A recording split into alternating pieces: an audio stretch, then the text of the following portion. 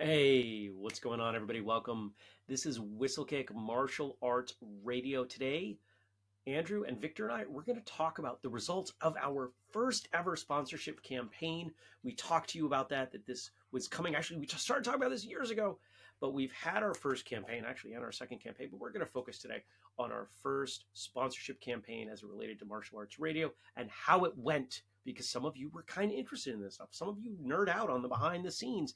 But before we get there, a few things. Today's episode is not sponsored, but that's okay because, well, we kind of sponsor every episode, don't we? Whistlekick and Whistlekick Martial Arts Radio. There's a reason we throw the name in there.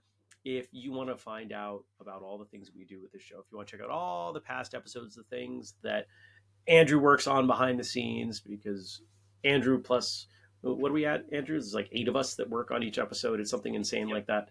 You can go to whistlekickmartialartsradio.com. You can learn so much more about what we've got going on there. And if you go to whistlekick.com, that's where you're going to find all the things like shirts. We've got two of the 3 of us have Whistlekick shirts on. Call indirectly, it's the most indirect call out of anybody I can make. Only one person doesn't have something right now. I wonder who it could be as he drinks his tea. I love it. My whistlekick cup's not even within arm's reach of me, which is abnormal. That's okay. So. It's all good. It's all good. Believe it or not, I don't always wear whistlekick things. Just, it's only 3/4 of my wardrobe. But if you go to whistlekick.com, you can find things like this shirt or any number of things that we do. And you can use the code podcast15 to save 15%. Other ways that you can help us in our mission to connect, educate, and entertain the traditional martial artists of the world on the path to our goal of getting everybody in the world to train for 6 months. Well, you can share this episode, maybe probably less so this episode. This is kind of a, for those of you who have been around episode, this would be a weird one for someone to come in on. But I guess at the same time, we're super open. We talk like we are a full disclosure, cards on the table sort of organization. So maybe that would be cool for somebody. But otherwise, telling people what we do, sharing our mission, sharing our social media, joining our family Patreon, whistlekick.com. Sorry, patreon.com/whistlekick. I've been messing that up lately. As well as basically anything you can think of. And the last one I'll throw on the table, because we're talking about it, if you have a brand that has some relevance to martial artists, and remember, martial artists are people, you might want to reach out to Victor, and we'll give you Victor's contact information as we get deeper into the show. So there we are. Guys, thanks for coming on. Victor, you may be very quickly marching towards Craig Wareham's title of number of episodes of Martial Arts Radio, and he's going to hear this, and I sort of expect that Andrew or I are going to get requests. We'll probably get some episode topic pitches. Yeah.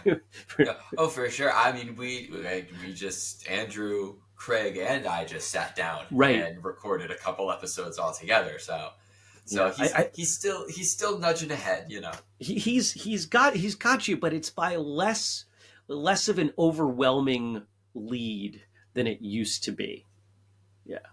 Yeah, it's good times. Thanks for being here. Andrew, of course, you and I talk like every day. Yeah. But thank you for being here regardless. Yes. Yeah. So let's kind of frame this conversation in a sense. Andrew, I think it goes back to I think this was early your time with the podcast when we said, okay, if we were going to have sponsorships, how would we do it? Right? That was you, or was that? Yeah, no, and I think so. And I'm okay. I don't want it to sound like I'm the one that brought the idea of sponsorships to you, because I'm sure you've thought about it years ago. Sure. But when I did join the podcast, as the listeners know from other episodes I've talked about, I listen to a lot of podcasts, and many of them are sponsored. And when I came on board here, I brought up like, hey, why aren't we sponsored? Like, I'm sure there are people out there that we could get sponsorships from. And we did an episode on sponsorships, a couple of months ago before we announced that Kataru was going to be our first sponsor. And you made it very clear to me at that point that we, Whistlekick, didn't want sponsors that were random. Nothing against Casper mattresses, for example, but there's not huge synergy between Casper mattresses and martial arts. Having said that, that's we all sleep, but right. Relevance, yes. Synergy, no. And right? You said that it was really important to you that if we as a brand are going to promote something, there really needs to be value to our listeners. Yeah. And that's the key word. And Andrew, while I say a piece and then throw it to Victor, if you wouldn't mind looking up that long episode, that if we did sponsors, if you could pull that episode number, that would be awesome. And when really, for the audience, what you don't know is that I use the word value probably an annoying amount with the team, because it is all value. One of the things that I say to my clients, one of the things I say to the team, remember, everything that we do is based on value exchange. If you are listening to or watching this episode, it's because you believe that is more valuable than listening to or watching a different episode or a different show or going to bed, right? Like, we make our choices based on that value. And, once in a while somebody will push back on me. Here's the cliche example. Well, I don't value paying my taxes. Well, you value paying your taxes more than being in jail, right? So you are making that choice, right? And, Victor, we did an episode, and maybe what that one is. One of you might be able to pull that. This is coming. We have an episode that is going to be sponsored. We have this relationship coming. And I want to make sure we get that episode number out there if people want to go back and connect these dots. But, you and I started talking quite a while ago. You started doing something else with Whistlekick, and I, from like week 2, I was like, I think he's the guy for this. And you didn't know. I think it was like 3-4 months before I even told you, but I had a pretty good sense. And you started hunting. And what I think I'd like you to do in just a moment, we'll get the episode number from Andrew, but something happened as you were calling around, as you were making emails.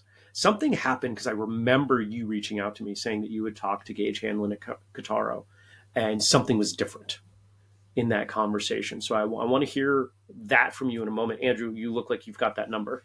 Yeah, episode 797 was the ethics of sponsorships. Okay, that's the recent one. Wasn't there one like back in the 4s? Oh gosh. There's one that goes way back. If we did sponsorships, what would we do? All right, I'll need more. So that's the new one. So thank you for pulling that. Victor, what happened when you talked to Katara? So I used to, not used to, there was this one time that I was doing renovation inside of a comic book shop, and the owner, I know, it's a story. Hold on. I want to press pause. So when Victor and I first started talking, when he was like, I've had 36 jobs. Yeah. Or something, whatever that number is, it's a lot of jobs.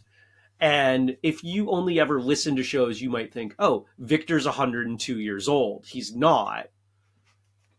He's younger than I am, and he's had an insane number of jobs.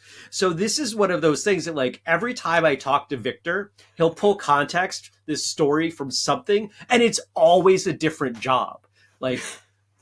Oh, that time that I dug ditches. That time I was detailing cars, right? Like, it's always some different job. It's for those of you who might get this reference, he's basically Kirk from Gilmore Girls. Yeah. Please continue.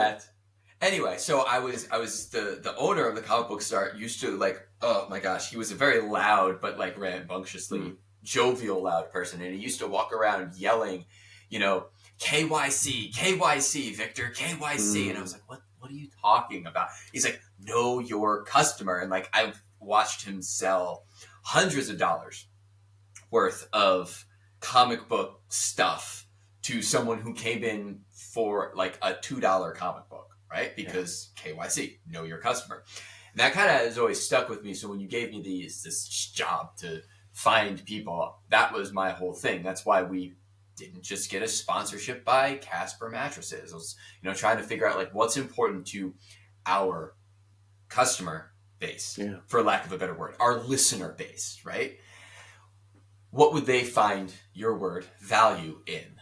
Right. And those were the people that I kept trying to have conversations with. And I emphasize trying, as I probably did in the previous, because I've sent a lot of emails, text messages, those direct chats in whatever. And then I ended up getting a email back from Gage at Kotaro, and he's like, yeah, I'll have a conversation with you.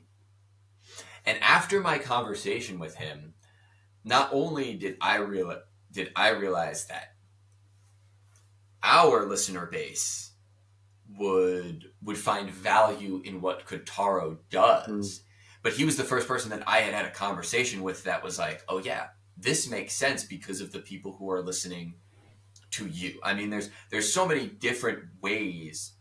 And Gage saw it, and then when he talked to his PTBs, his powers that be, and I came back and talked to you, like, everybody saw that it makes sense. I mean, you can take a bucket of paint and you can throw it in the general direction of a barn and hope the barn gets painted. Or you can take a direct approach and take a smaller brush of paint specifically to the part that you want to paint.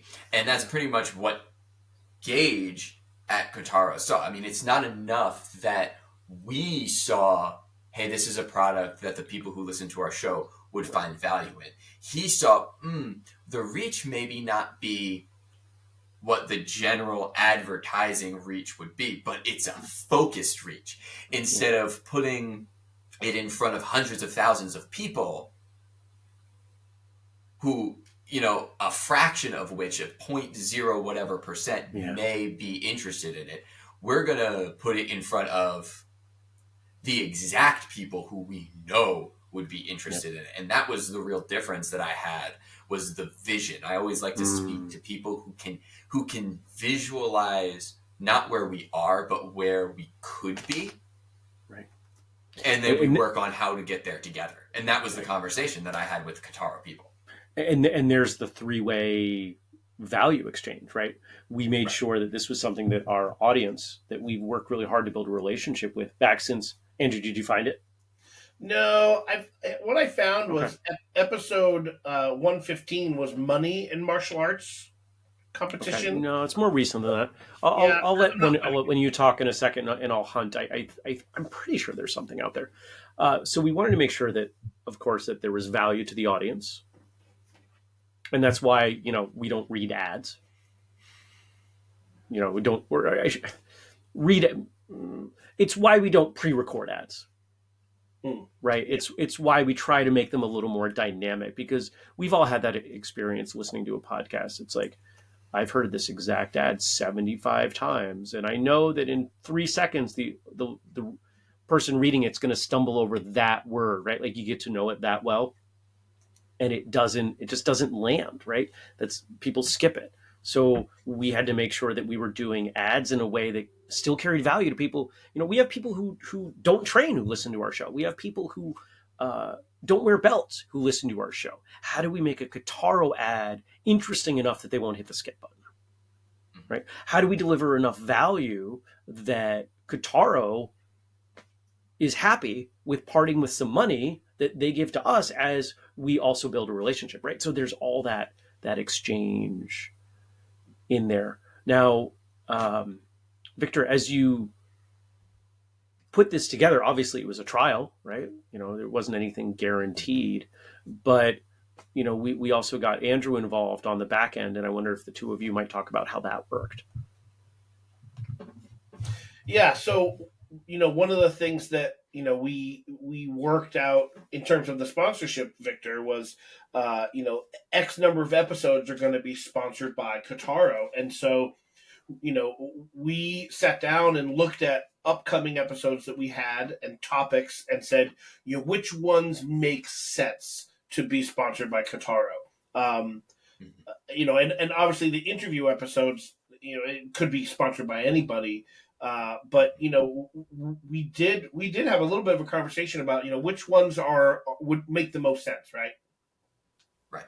Yeah, we did, and that's because my overall experience with some of the people that I've had conversations with in regards to sponsorship, and that I had with Gage, which was their biggest hurdle was negative past experiences, and like, it's just, that's why a lot of the sponsorships that you see are heavily weighted in the favor of the sponsor, because they're like, we don't care if we don't make money, we just don't want to lose, right? We just don't want to lose money. And so one of the things that it was important to me, and not so much that I had the conversation with Gage, because this was more about the conversation that you and I had, Andrew, was we need to make sure that the episodes that Kotaro is sponsoring are worth their time. Like, an extreme example would be like, we wouldn't have a topic episode with two people talking about whether or not martial arts shouldn't have belts. This episode is sponsored by Kotaro, right? That just would be so antithetical to, I mean, it would be cannibalizing ourselves, shooting ourselves in the foot. So there was some thought that goes behind that. And we didn't just do it for Kotaro. It's just they're the first ones that we're talking about. Exactly. We did that again for our other sponsors, right? Because those things are important, because one of the unique things that Whistlekick does, to pat ourselves on the back and toot our own horn, is our episodes stay out of the realm of modern discussions, which is a safe thing to do, but also makes it that I can go back, which I have, and listen to episode 200 and whatever, and not feel the date of it, right? Yeah. And unlike a lot of episodes or other podcasts, which when I told Kotaro is where it's like, hey, when your ad is done, we're not going to go back. I'm not going to have Andrew go back and re-upload those episodes without your ads in them, right? So what's happening right now, even though their campaign is technically over, they paid good money for those episodes to be put out, and that money, and that ad is constantly running. Every time you go back and listen to those 3 episodes or those 4 episodes, they're there. Those episodes are sponsored by Kotaro, right? That's their value, which is evergreen and consistently adding on to, which you don't see a lot of. Now, I looked. What's that episode number? I don't. It may have been an internal conversation that I'm pretty sure it was a Thursday episode. I'm pretty sure it was you and I in my living room. I have vague memories of this, but I'm also known to transpose memories. So that's okay. So, Victor, my question then, Kotaro sponsored 4 episodes. We released 2 interviews and 2 Thursday episodes that were sponsored by Kotaro, and they, in those episodes, which will always be there in perpetuity, you can go back and listen to them. We gave out a discount code for people that wanted to purchase. If they were interested in purchasing a belt from Kotaro, they could use the code, I don't remember off the top of my head. WK10. WK10. WK10. With capital letters. Okay. And save. You can still use it. Yeah. So that was my question. Like, is that still active, or was it only active for that month? Nope. It is a still active code. Just in regard, and the reason one of the reasons why this has been very successful that I've discovered, and I was just having an internal conversation with another member of our core team at Whistlekick about something completely unrelated to this, but we were talking about the Goldilocks period of time when seeking sponsors, right? If you ask too soon, too much time passes before the thing that you're looking to sponsor goes by, and they lose interest and they disappear. If you ask too late, you're now running around like you chicken with your head cut off, no idea what you're doing, and the results you put out is subpar, right? I've made that mistake with some things, not just here, with my 36 some odd other jobs in the past. And so it's the art form of what we do, is finding that Goldilocks period. And one of the things that Gage and I talked about a lot with is, okay, this is our idea. Is it okay if we go slow? Is it okay if we crawl a little bit before we run? Because I wanted to make sure that we did right by them, because, like I said, their main hurdle was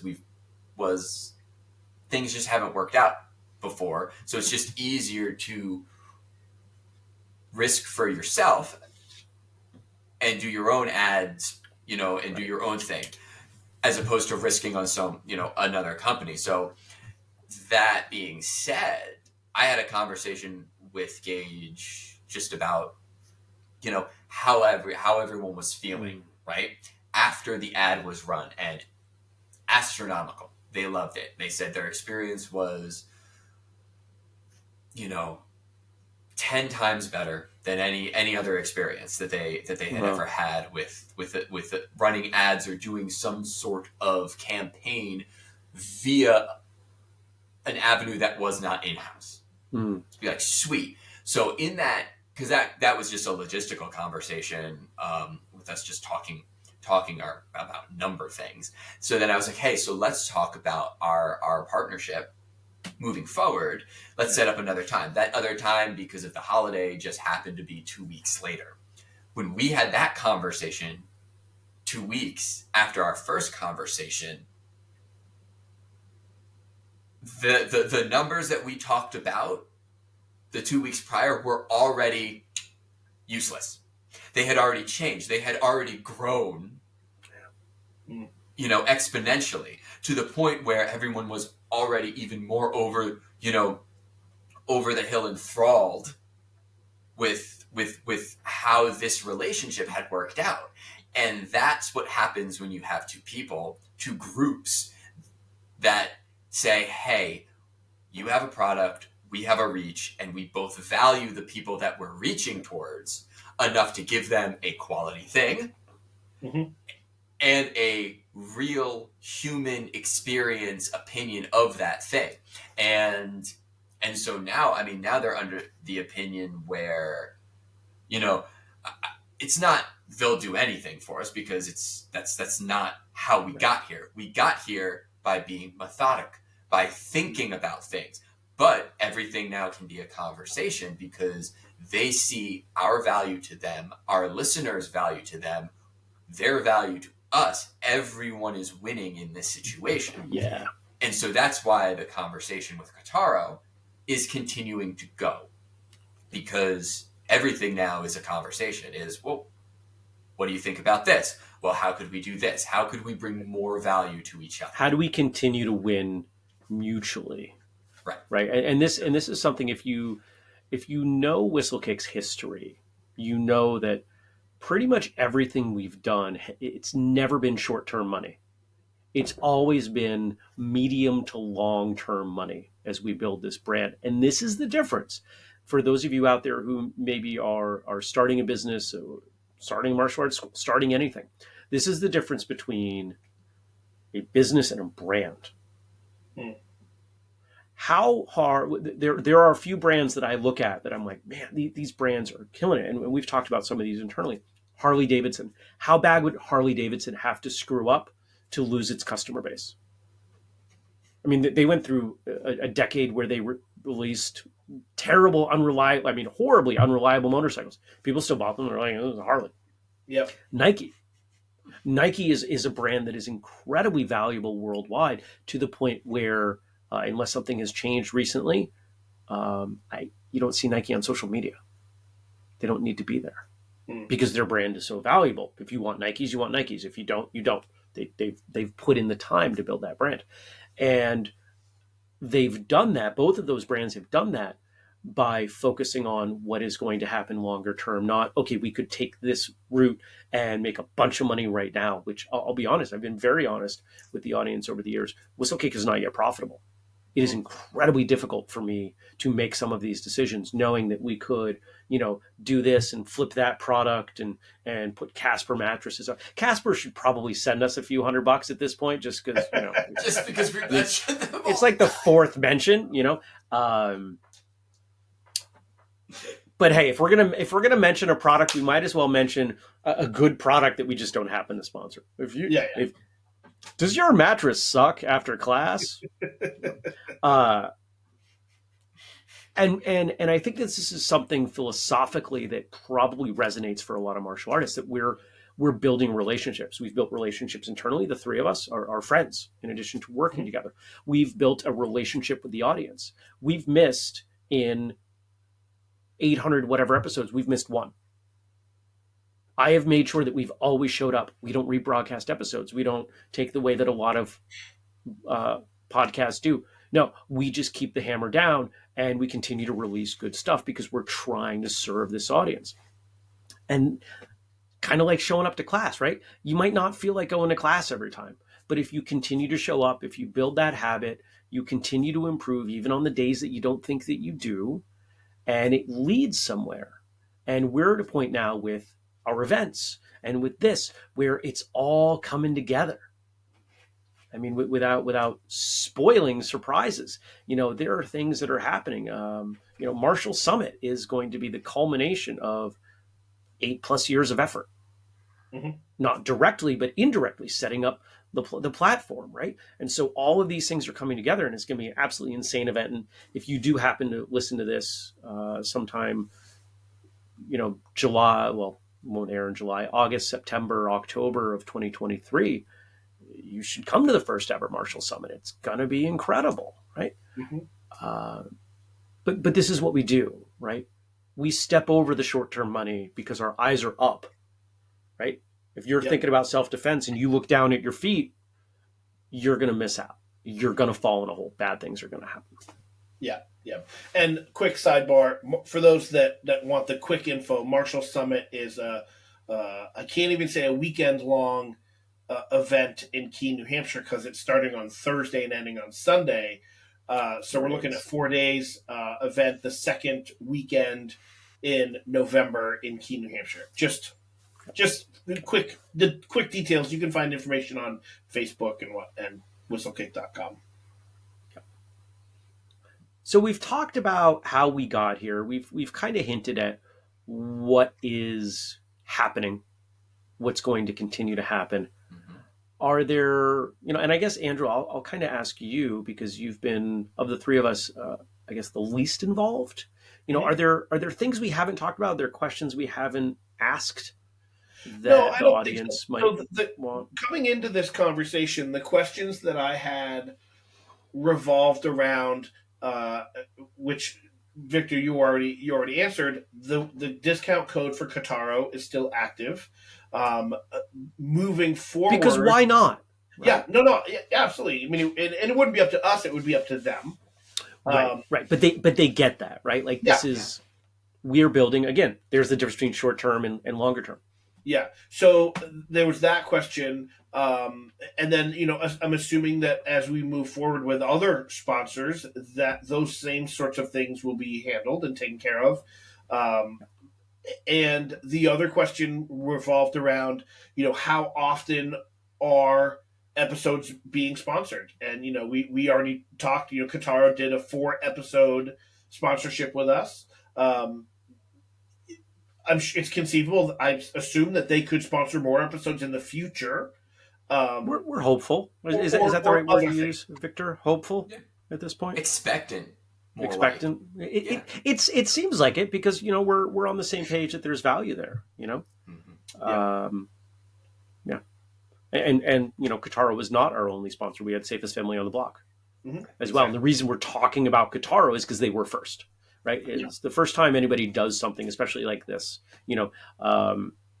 We had some processes in place that Jason from Safest Family on the Block was able to kind of ride along. Kataro was, okay, let's figure this out together, because we didn't know what we were doing. We knew what we wanted, what the result we wanted was, but we had to figure it out. And I would say with Safest Family and Jason, the process was infinitely shorter because there were some stars and heavenly bodies that needed to be moved and aligned with us and Gage and Kataro and all of their moving parts, which I'm sure I have no idea all the moving parts in there on his end of things. Right. But we figured that stuff out, and then when it came to talking to Safest Family on the Block, it was like, oh, hey, listen, here's the form that of all of the crap I went through to try to get these heavenly bodies to do what I needed them to do, and here, look, you benefit for the fact that now it's just a quick turnaround. And that process is just going to continue to be better. And if we're having this conversation about future sponsors, and maybe you're listening to this and you have a product, like I said this, I think the last time that we talked about this, before we even had Kataro first sponsored episode air, like, if you have a product, have some vision, please. Like think a little bit outside of the box. Like, I've gotten no's from companies because they think that their product isn't usable by a traditional martial artist.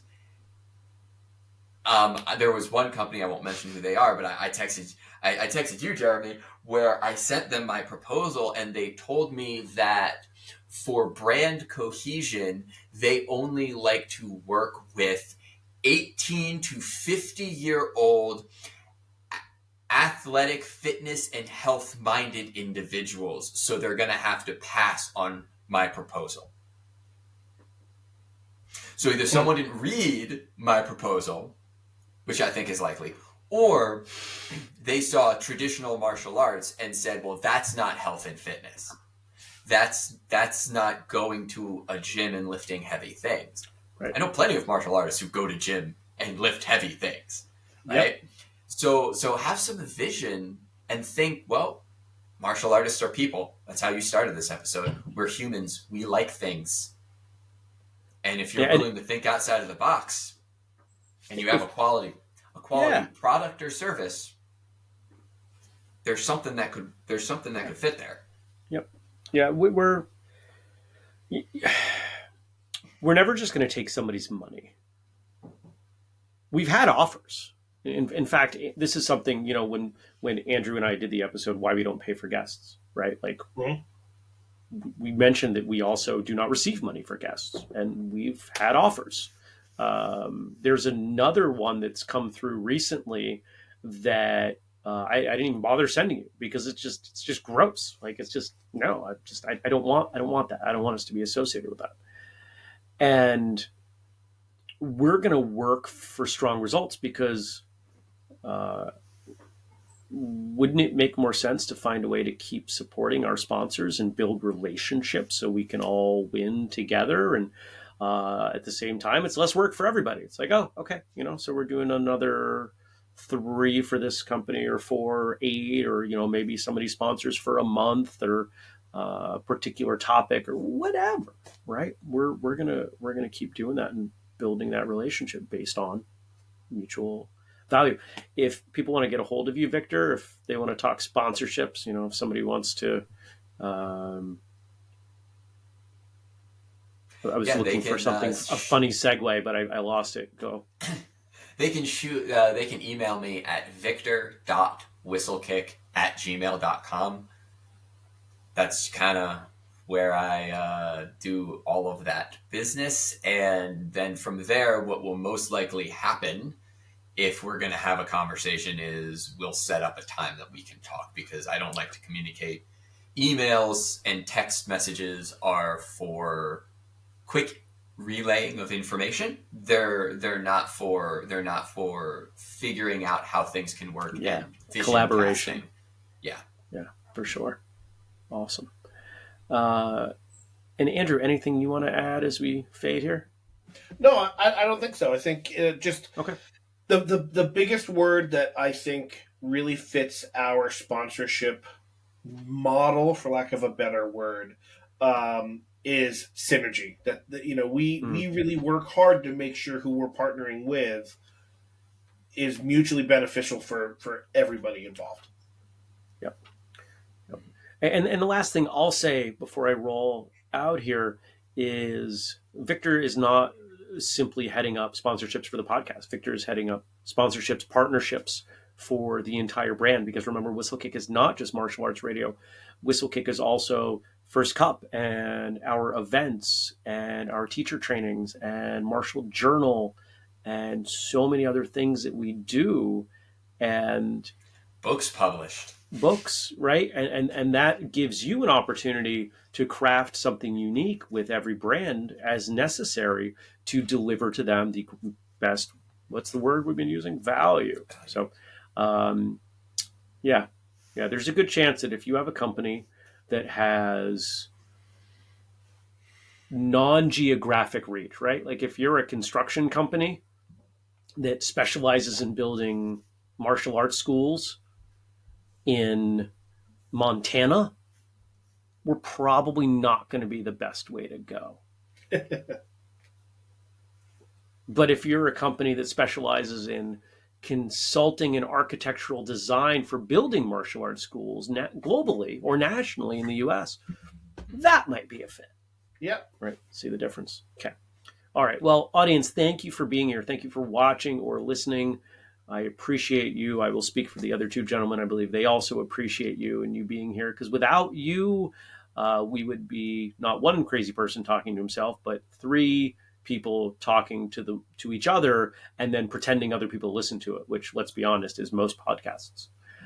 We are thankful that we actually have an audience. It means a lot to us. If you want to support us, the first thing to remind you, if there is an episode that has sponsorship, please, at the very least, check out that sponsor. Know that we have worked very hard to form a relationship there. And let's take the hypothetical example of Katara. Maybe you're not in the market for a belt right now, but go check out their website. And if there's something going on that you can commit to memory, maybe you want that belt, or maybe you bump into somebody else that wants that belt, that needs a great custom belt, right? So it's not just short term. Again, we're not doing short term transactional stuff. We're building relationships and we want you to be part of them. If you want to help us out beyond that, share episodes, follow us on social media. We're at whistlekick. Remember that we offer consulting services, seminars, teacher training. There's so much going on. Check out whistlekick.com. And if you have questions or something, if you want to reach me directly, it's Andrew. I am not Andrew. You're Andrew at whistlekickmartialartsradio.com. I am Jeremy at whistlekick.com, having an identity crisis, apparently. And that takes us to the end. Thanks for being here. Until next time, train hard and have a great smile. day. Smile and have a great day. Oh, that was terrible.